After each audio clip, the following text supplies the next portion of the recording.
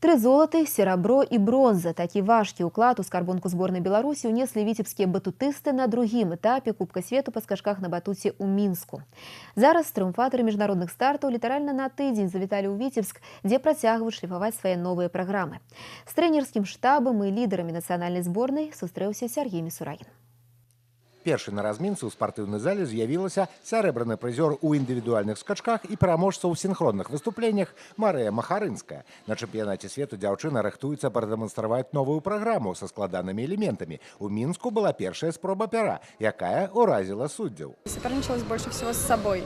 Мне было сложнее всего справиться со своим волнением, со своей работой. Хотелось показать то, что наработала за это полугодие.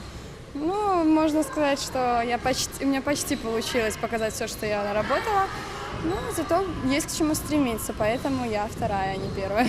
Аналагічная задача абкатаць новую праграму з элементамі, якія ў свеце робяць лічаныя спартсменкі, стаіць і перад Ганнай Гарчанок. У індывідуальных скачках спартсменка адразу дапусціла памылку. Ад падобнага ніхто не застрахаваны. А вось тое, што Ганна мае цвёрды ўнутраны стрыжань, яна даказала ў сінхронных выступленнях. Удвух з Марыяй Махарынскай бездакорна выканалі сваю праграму. Вылетела на втором элементе на мат, но ничего страшного, такое бывает. Вот ребята подбадривали, говорили, что много у кого, когда только вставляется тройное сальто, не получается вот на первых соревнованиях комбинации. Поэтому расстраиваться нечего, работаем дальше.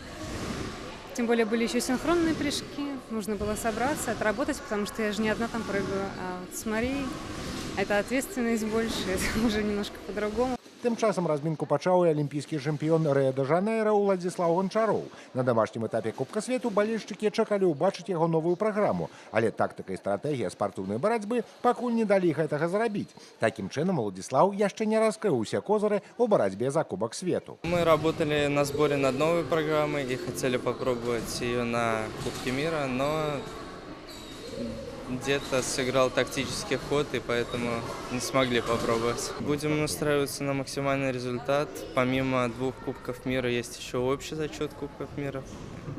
Непосредственно сам Кубок мира будет разыгрываться. Ну и будем стараться тоже завоевать. Галоўны трэнер нацыянальнай зборнай Вольга Уласава паступова выводзіць падапечных на пік формы. З пачатку года атлета правялі 10 трэніровачных збораў, выступалі на рэспубліканскіх і міжнародных стартах. У камандзе высокі ўзровень канкурэнцыі, што дазваляе на роўных змагацца з мацнейшымі скакунамі ў свеце. Сейчас мы готовимся на этап Кубка мира в Португалии, который пройдет с 26 сентября. Затем где-то 3 дня мы останемся на сборе в Португалии и полетим на следующий этап в Испанию. Ну и потом самый главный старт у нас будет чемпионат мира в ноябре. В принципе, для чего вот эта вся подготовка и идет. Сёлетні чэмпіянат свету па скачках на батуце пройдзе з 5 па 13 лістапада ў сталіцы Балгарыі Софіі. Сергей Мисурагин, Леонид Табола, Навіны Віцебск. На гэтым наш выпуск завершаны. Бисквітныя пірожныя Snow Max і рулеты Маміта, салодкія партнёры прогнозу надвор'я. Бисквитный рулет Мамита и пирожные Snow Max с различными начинками понравятся и взрослым, и детям. Попробуйте, и пусть ваши будни наполнятся новым вкусом.